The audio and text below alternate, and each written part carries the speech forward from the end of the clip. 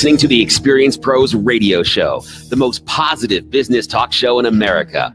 Best-selling authors of Lists That Saved My Business and founders of the Extreme Customer Service Directory, Angel Tussey and Eric Raymer, are inspiring you to get your business right. They know the customer experience isn't just another thing, it's the only thing. Let's join Angel and Eric for today's program.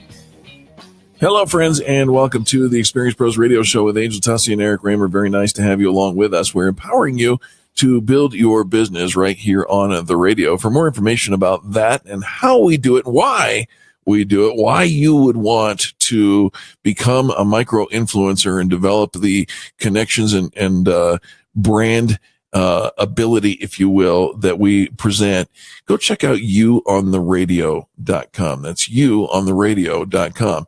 And if you'd like, we'll give you a free incentive as well, massivemediaexposure.com. That's massivemediaexposure.com.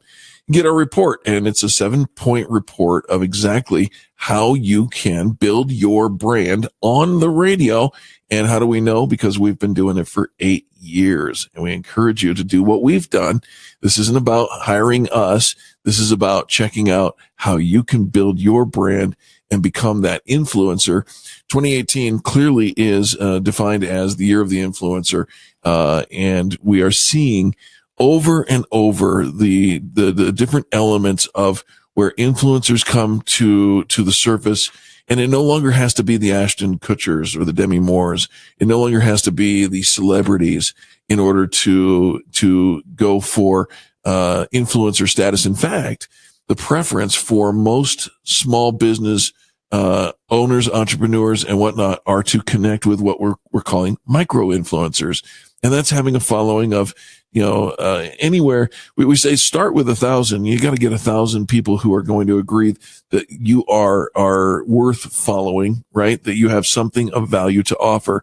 But then in order to become considered an authentic micro influencer, the typical number is somewhere between 10 and 100,000 followers. And those followers can come in any number of different combinations. They can come on social media such as LinkedIn or Twitter. They can come by way of followers on your website or on Facebook. They can come by way of actual paying customers, and they can come by way of communities that you create.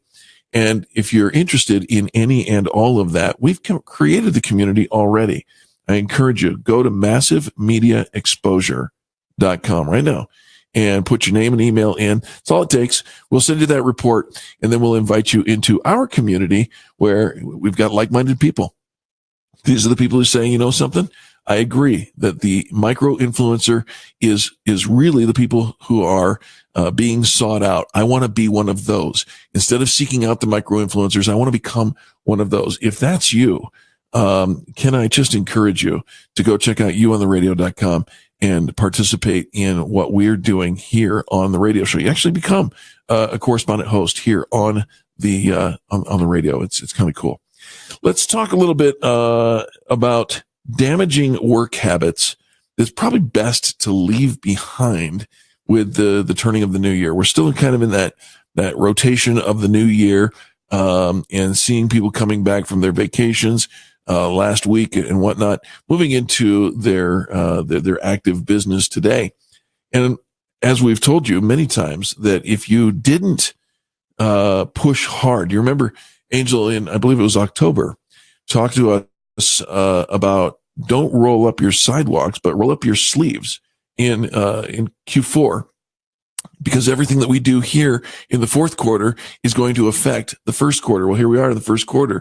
And if you are getting a slow start to it, I could probably guess why. Because many times, we've seen not just hundreds, but thousands of companies who tend to say, I can't compete with the holidays. I can't keep it going. And the fact of the matter is, not only can you, but you don't have to you don't have to compete with the holidays. You can embrace the holidays. And you can embrace Q4 and you can embrace Q1. And right now, as we are moving into that transitional phase, you can jump on the bandwagon right now and change everything, the course of your business trajectory. Damaging work habits that probably you could leave behind. Saying yes to everything. We see this a lot. There are many times when we say yes to everything and all of a sudden our schedule is full and we realize, wait a minute, I've said yes to everybody and everything, and there's no benefit to the fundamentals of business development. If you're not doing something to generate revenue, then why are you saying yes to everything? It's not to say that you want to go say no, but find a way to leverage when people are asking you for favors and help and plans and whatnot, your time has a value. Find a way gently, carefully, kindly to encourage people to recognize that value and reciprocate either in kind or across a financial transaction. Okay. You probably should not, are you one of the people who run late all the time? If that's you, and I've actually become more of that than I'm comfortable with. My father was the latest person on the planet, still is. He's going to be 90 years old, this month.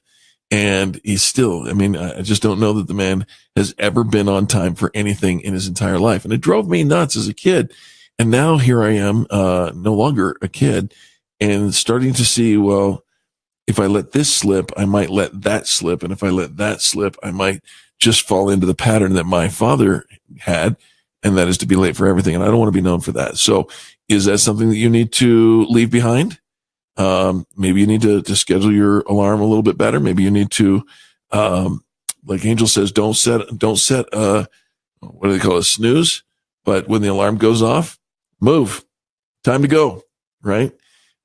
Whatever it is, you might need to, it's a sign of you're probably taking on too much. So you might just need to say, I'm taking on too much and I'm going to slow that down. I'm not going to say yes to everything. And maybe your schedule will adjust and you'll be more on time. I heard somebody today talking about competition, and in the context of the conversation, it was, don't worry about competition, because competition has always been there, but rather focusing on collaboration, we can see some connectivity. Angel and I use the word co-opetition, right? It's not competition. I don't care if you do the same thing that we do, or you've got 1,600 realtors in a square mile. None of that matters, as long as you realize that you have an equal share at the table than anybody else. Now, what's going to make you stand out? What's going to make you, maybe if you help others, what is the old golden rule? Do unto others as you would have them do unto you. So maybe if you help others, maybe, just maybe, they'll be motivated to help you. And a rising tide lifts all ships. So don't obsess over your competition. Instead, that's kind of a myopic approach.